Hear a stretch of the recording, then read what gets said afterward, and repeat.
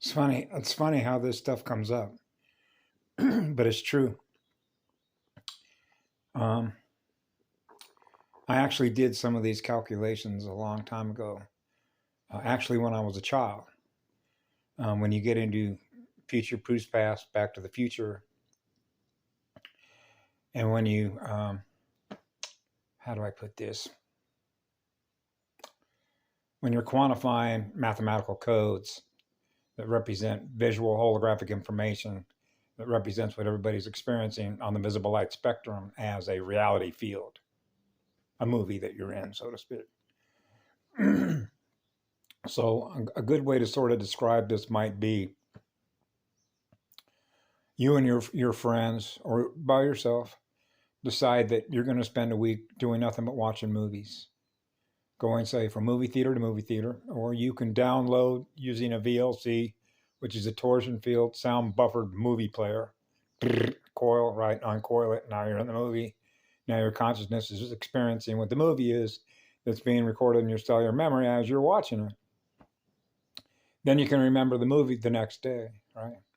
Okay, so you begin to see how RAM works of information, mathematical coded information that can actually be measured by frequencies and scales, okay, as to what the information is represented by what you experience through that information, which is the visual information. It's based on the codes, it's based on frequencies and vibration of the perception through which you're experiencing what all those codes represent.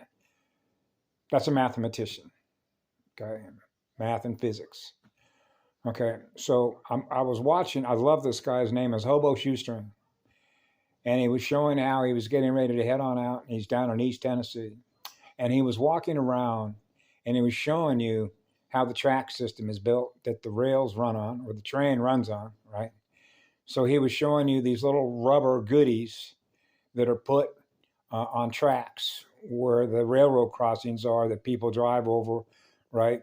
When a train, where the tracks are that are going the other way on a horizontal plane. So you think about all the people that are making the spikes that go into the rails. And then think about all the people that are working in factories that produce all those rubber goodies they're like grommets that go on the rails, right, on the ground where the crossings are. Okay, so let's say you've been working in a factory for 20 years, as a machinist. You're happy, you got a family, you live in some place in Knoxville, Tennessee, and you're working all day in a factory making $20 an hour as a machinist, punching out these same parts all the time because there's somebody else that is ordering those parts from your factory. And as long as those trains keep running on those rails for which the need for those parts are made, there will be a need for those parts upon which that company can continue to employ you as an employee, if you will, in order to get a paycheck for what it is you're producing. Okay? Now you can begin to scale up everything, if you will, that people were doing as a job, that they were learning through school, or however they were learning a skill set in which they thus can get cut a paycheck in electronic money, upon which they're now producing parts for something that's going to get built. Whether you're a little kid who gets a toy for Christmas and you want to put that little toy set together, and now you see it together in the visual information screen. That's a simulation. Okay? You're simulating that. So essentially what you have is all these units of energy that represent consciousness between machines and souls, okay, in which everything that is put together like what I would call a diorama, a Truman Show movie set that you're experiencing, which is the reality stream, based on the weight of the density of the consciousness that you are experiencing within that diorama set or that movie set that you're in, experiencing the movie simulation. Okay? So this was a question that I presented to my grandmother.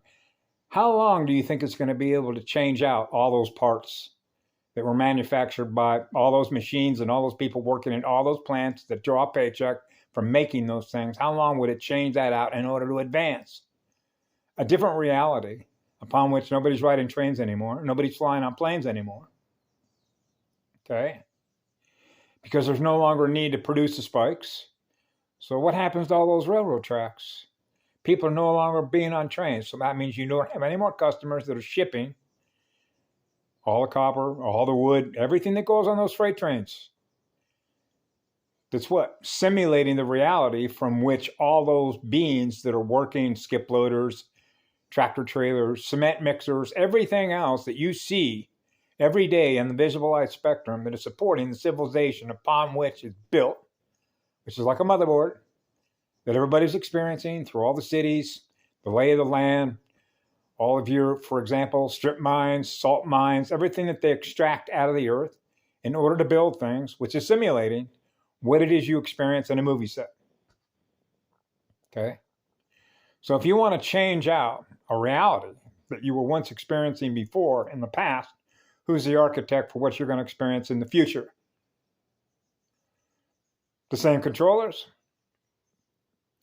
Those are your planning agencies, because they have the money and they have the power that they extract through the energy off of all the batteries, in which they decide what your future is going to be, because they have the money and the power to be able to do it, because where are they getting the energy and all the materials in which to build that movie set?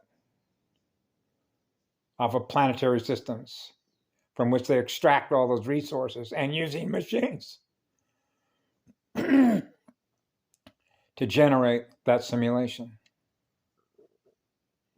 Now you get into the measurement scales between service to self and love and service to others.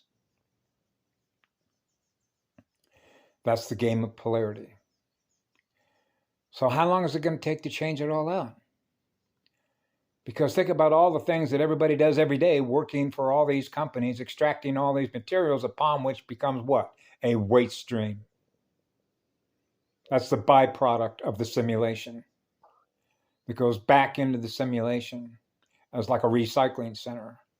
Now you understand how the air gets polluted, how the water gets polluted, how the soil gets polluted, how everything gets contaminated, and now you're into toxicology and epidemiology, which is the feedback of what you experience as a result of what we're giving energy to experience, connected together within this planetary system. So you begin to realize this reality does not serve itself, does it? It's not love and service to others, is it? The entire planetary system does not represent love as a law, does it? Nope. The universe of creation is a mathematician and a physicist. In order to maintain what it is we protect and give love to throughout all of the Tree of Life creation. Have a great day. I love you all. Be good to yourselves.